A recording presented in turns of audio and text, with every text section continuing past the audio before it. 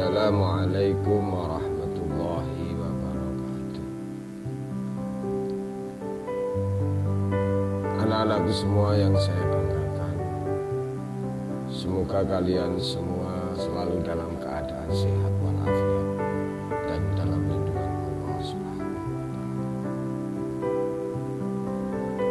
Kali ini saya akan membawakan materi sujud syukur di pertemuan yang pertama ini.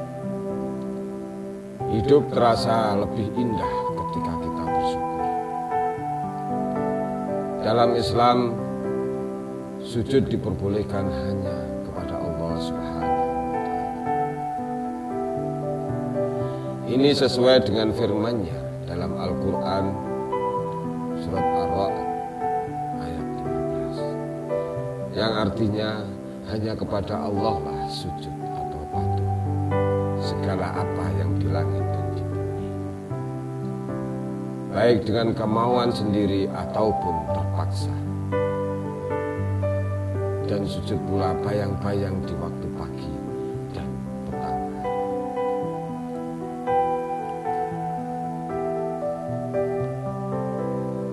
Hukum bersyukur. Dalam kondisi apapun, seseorang hamba harus senantiasa mensyukuri nikmat Allah Subhanahu wa Ta'ala. Sebab apapun yang diberikan Allah kepada hambanya, tentulah yang terbaik. Maka dari itu, bersyukur itu hukumnya wajib. Sementara hukum bersyukur dengan melakukan sujud syukur adalah hukumnya sunnah.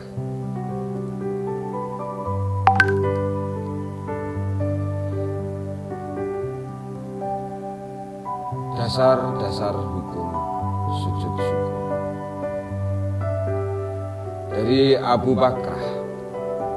Sesungguhnya apabila datang kepada Nabi Shallallahu Alaihi Wasallam sesuatu yang menggembirakan atau gambar suka, beliau langsung sujud bersyukur kepada Allah Subhanahu wa Ta'ala. Hadis riwayat Abu Dawud dan Tirmidzi. Dalam hadis lain disebutkan juga dan diriwayatkan dari Al-Bara bin Azib radhiyallahu anhu bahwasanya Nabi Shallallahu Alaihi Wasallam telah mengutus Sayyidina Ali ke Yaman.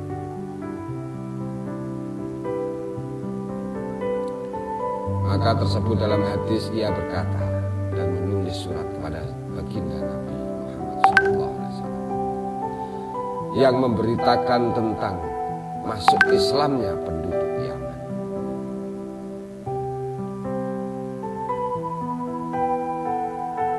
Maka tatkala Rasulullah Shallallahu Alaihi Wasallam membaca surat itu, beliau tersungkur dalam sujud sebagai tanda syukur kepada Allah atas peristiwa itu.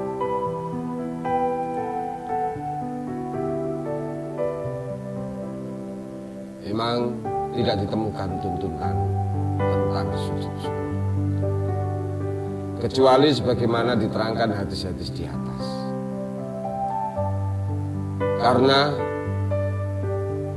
Oleh karena itu para ulama berbeda pendapat tentang kaifiyat sujud syukur tersebut.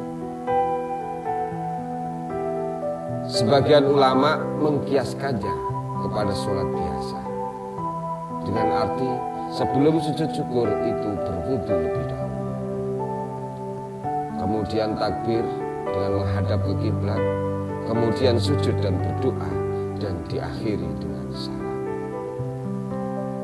Dinukil dari Subulus Salam jilid 1 halaman 211. Berikut tata cara pelaksanaan sujud syukur. Yang pertama adalah niat melakukan sujud syukur bersama dengan takbiratul ihram sambil mengangkat kedua tangan sebagai tanda takbiratul ihram hanya saja dilakukan tanpa berdiri. Niatnya adalah sebagai berikut. Nawaitu sujud syukri sunnatan lillahi ta'ala. Saya niat sujud syukur karena Allah Ta'ala.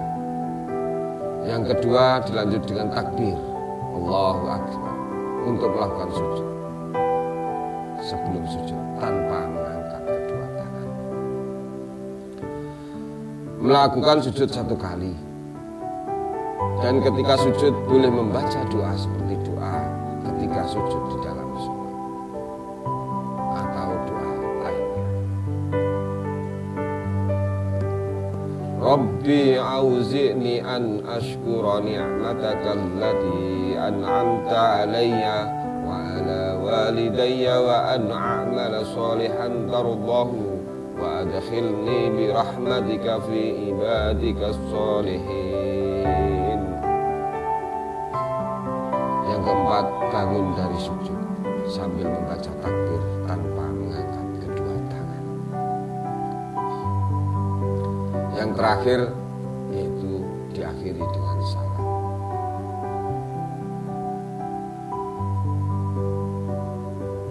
Anak-anakku sekalian, diperhatikan gambar ilustrasi ini yang dimulai dengan takbiratul ihram, tapi ini dengan berdiri dan mengangkat tangan langsung menuju ke sujud. Ada yang duduk langsung sujud kalau kita awali dengan wudhu. Sehingga dikatakan sujud syukur adalah sujud yang dilakukan secara spontan.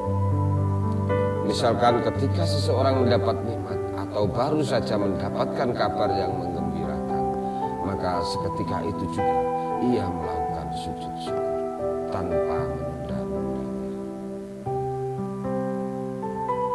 Jadi hal-hal yang menyebabkan seseorang melakukan sujud syukur adalah: 1, karena ia mendapat nikmat dan karunia dari Allah Subhanahu wa Ta'ala. 2, mendapatkan berita yang menyenangkan. 3, terhindar dari bahaya atau musibah yang akan menimpanya. Hikmah sujud syukur. Hikmah yang dapat diambil dari pelaksanaan sujud syukur ini adalah, sebagai hamba Allah, kita akan senantiasa mensyukuri nikmat Allah. Dan apabila kita mensyukurinya, maka Allah akan menambah nikmat itu.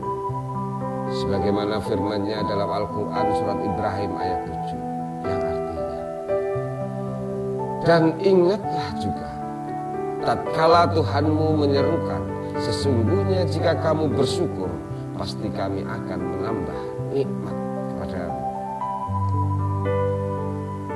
Dan jika kamu mengingkari nikmatku, maka sesungguhnya azabku sangat pedih.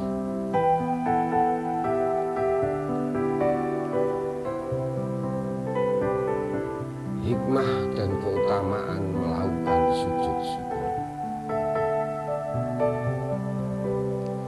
Yang pertama, ungkapan terima kasih kepada Allah atas segala nikmat.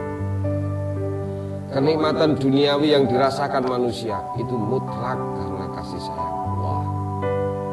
2, membuat umat Islam lebih menyadari kuasa Allah atas hidupnya. 3, sehingga bisa membuatnya lebih beriman akan qada terbaik darinya. Yang ketiga, tidak sombong atas pencapaian dunia. Karena semua yang terjadi dalam hidup manusia adalah sebab ridho Allah atas kehidupannya. Anak-anakku sekalian, sujud merupakan salah satu gerakan dalam ibadah orang muslim. Sujud merupakan gerakan yang melambangkan kerendahan hati manusia di hadapan Allah Subhanahu wa Ta'ala. Rasulullah Shallallahu Alaihi Wasallam pernah bersabda bahwa sujud menjadi waktu di mana manusia paling dekat dengan Allah Subhanahu wa Ta'ala. Jarak paling dekat antara seseorang hamba dengan Allah Subhanahu wa Ta'ala adalah ketika hamba tersebut sedang sujud. maka berbanyaklah berdoa ketika sujud. Hadis riwayat Abu Hurairah. Dengan mengerti hikmah sujud syukur dan keutamaan dalam melaksanakannya, semoga bisa menjadi pengingat bahwasanya manusia hanya hamba yang bertugas untuk beribadah kepada Allah SWT. Setiap jengkal hidup adalah berkah dan kesempatan yang tak ternilai harga. Anak-anakku sekalian, dari materi di atas, sikap mulia yang kita dapat adalah semakin dekat dengan Allah Subhanahu wa Ta'ala, meningkatkan rasa syukur kepada Allah Subhanahu wa Ta'ala, membiasakan diri untuk rendah hati, perasaan tenang dan percaya diri.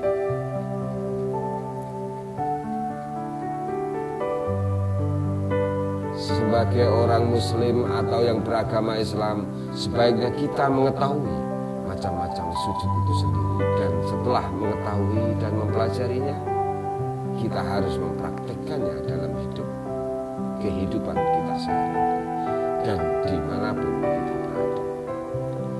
Semoga kita senantiasa ingat untuk selalu bersyukur atas nikmat yang diberikan kepada kita. Amin, amin, amin ya Rabbal Alamin.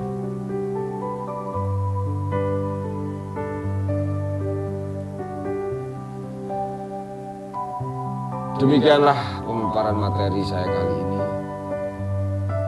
Semoga apa yang saya sampaikan dapat bermanfaat bagi kita semua. Jika ada kekurangan, mohon dimaafkan, karena kesempurnaan sungguh hanya milik Allah Subhanahu wa Ta'ala saja. Akhirul kalam, wassalamualaikum warahmatullahi